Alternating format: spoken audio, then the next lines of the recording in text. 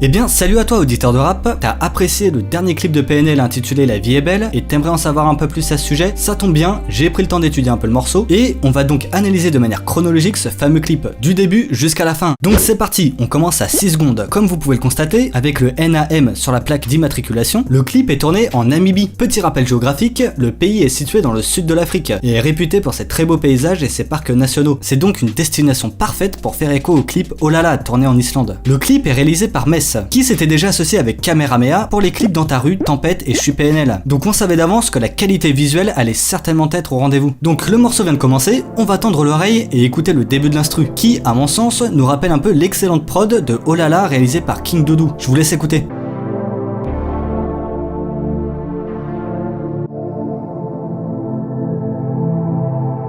Je n'ai pas eu d'informations sur le beatmaker de ce morceau, et si vous savez en commentaire, faites-le moi savoir. Et donc, continuons avec le couplet d'NOS. À 54 secondes, on a un effet visuel rappelant l'introduction de la série True Detective. J'adore cette série et j'aime bien cet effet perso. Je ne sais pas ce que vous en pensez, mais ça donne un super style. Puis, à 1 minute 27, on a un très beau plan incluant la voiture et un coucher de soleil qui, au vu des couleurs et du contexte, me rappelle un peu le Roi Lion. D'ailleurs, le clip aurait pu s'appeler Mufasa ou les Rois Lions, vous pensez pas? On a les hyènes, les zèbres, les oiseaux, les girafes, mais bon, j'avoue, comme un commentaire nous indique, je cite, wesh, je voulais voir un lion et tout, j'étais chaud, mais qu'est-ce qu'on a? Deux vieux facochères sa mère. Et ouais, il y a des facochères mec, mais t'as vu, peut-être que c'est pour nous rappeler Timon et Pumba avec leur philosophie Hakuna Matata, utilisée pour rappeler que la vie est belle et apprendre à relativiser dans le Roi Lion. Bon, ma phrase est un peu longue, mais je pense que vous m'avez compris. D'ailleurs, ce Disney fait un peu écho à l'univers de PNL et leur fameux morceau Simba entre autres. Tiens d'ailleurs, sur le même plan, on remarque NOS allongé sur le 4x4 qui trace. Ça rappelle un peu de Joke dans NTP Anthem, mais version cascadeur. D'ailleurs, voici une vidéo genre making of prise par Ademo où tu le vois super à l'aise et sans pression. Je sais pas pour vous, mais moi je pense que je me serais cramponné en mode paniqué. Genre moi je me vois bien allongé, tranquille. Oui, quoi?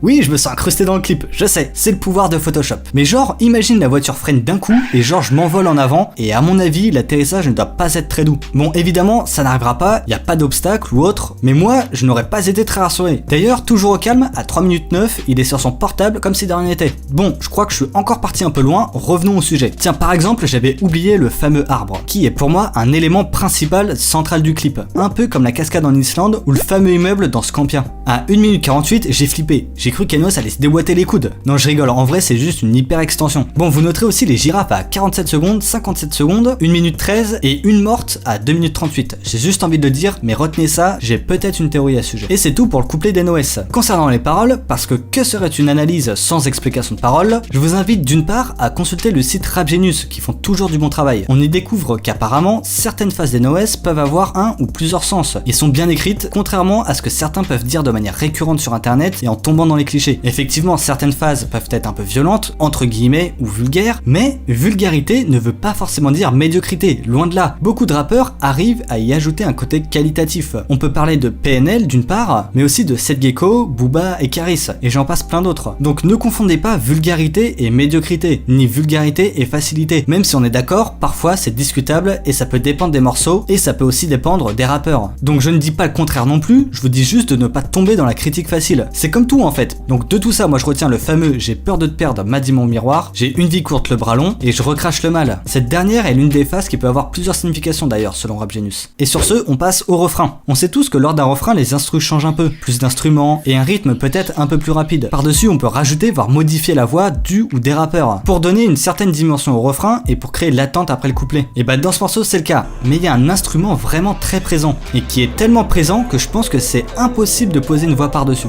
C'est le fameux view comme certains l'appellent en commentaire. J'ai demandé à Comment c'est composé qui lui-même a eu du mal à trouver l'instrument ou l'effet. Selon lui, c'est probablement un effet appliqué à leur voix pendant le mixage. Et effectivement, j'ai aussi l'impression que c'est une sorte de voix ou de synthé un peu mixé. Et moi, je pense que vous vous en doutez, j'ai adoré. Et pour moi, à mon sens, ils s'en servent d'ajout. Genre pas besoin de poser de voix, on sent la puissance de cet instrument qui remplace des voix. Et c'est assez novateur. Je ne connais pas trop de morceaux style rap avec ce genre d'ajout d'instruments puissants entre guillemets qui remplace limite les voix. Dites-moi si vous en connaissez dans les commentaires, ça m'intéresse. Et sur ce, ce, on passe sur le couplet d'Ademo. À 2 minutes 13, on a le reflet des cadreurs. Et on peut voir qu'ils ont le matos entre stabilisateur Steadicam, la caméra et le bête de drone, ils n'ont pas lésiné sur les moyens. À 2 minutes 46, on a un magnifique plan. À mon sens, le plus réussi du clip. On se croirait dans le Seigneur des Anneaux, genre Frodon et Sam qui grimpent le volcan du Mordor. Et ce, bien que ça ne soit pas en Nouvelle-Zélande. À 3 minutes 10, vous noterez qu'Ademo passe la seconde comme il ouvre la porte d'une Audi. À 3 minutes 12, Ademo et NOS prennent un selfie. Vous remarquez rien? Regardez, ils sont tellement stokos que leur ombre assemblée ressemble à Macognure de Pokémon. D'ailleurs, au passage, j'ai essayé de retrouver ce fameux selfie, mais ils n'ont pas encore posté sur Instagram ou autre. À 4 minutes 13, à la fin, Ademo regarde au loin. Il y a une transition qui fait penser à une sorte d'explosion très bien réalisée. Et concernant les lyrics d'Ademo, je trouve le couplet d'Ademo légèrement plus soutenu que celui d'NOS. Et comme ça joue un peu des deux côtés. Et donc pourquoi jouer sur les deux côtés, me diriez-vous? En fait, peut-être que ce morceau, La vie est belle, met en scène la vie et la mort, un peu comme le yin et le yang. On a la verdure face au désert, des animaux vivants, des animaux morts, et un couplet légèrement plus soutenu que l'autre, peut-être pour créer un léger contraste. On pourrait même ajouter à ça la phase au-dessus il y a les anges, en dessous il y a le mal, qui présente bien deux éléments complètement opposés. Donc pour en revenir à Ademo, on retrouve un clin d'œil à l'expression un homme averti en vaut deux, avec le dealer averti en sert deux, et des phases assez poétiques je trouve, genre de l'eau vite, mer de larmes on s'éshydrate, et le soleil se lève, temps et soucis dessinent le visage. Et je vous laisse regarder les autres paroles sur Rap Genius pour vous faire une idée. Donc en conclusion, vous vous en doutez, j'ai adoré le morceau. Je me rappelle que lorsque je l'ai écouté sur Génération quand il est sorti en exclu, je me suis dit ouais ça passe. J'ai un pote qui m'a sorti la même et on a eu du mal à accrocher. Et le clip est sorti, et devinez qui sont les deux mecs qui mettaient le morceau en boucle sur YouTube? Bah c'était nous. En fait, en réécoutant les paroles, le flow avec les images, et un son de meilleure qualité que lorsque je l'ai écouté à l'arrache sur internet, bah c'est super différent. Et c'est quand même là qu'on se rend compte à quel point le visuel d'un clip peut être super important. En tout cas pour moi ça joue beaucoup. Je suis très amateur de clips et je trouve ça normal. Certes, on écoute avec les oreilles, mais stimuler la vue rajoute forcément une dimension qui peut être perçue vachement positivement en fonction des personnes. Et on arrive à la fin de la vidéo. Comme d'hab, j'ai essayé d'analyser avec une touche de second degré, ça fait pas de mal à mon sens. Donc si t'as apprécié, n'hésite pas à aimer et t'abonner pour soutenir et ne pas rater le futur contenu. Dites-moi ce que vous en pensez en commentaire, si je me suis trompé, si vous avez des choses à rajouter, etc.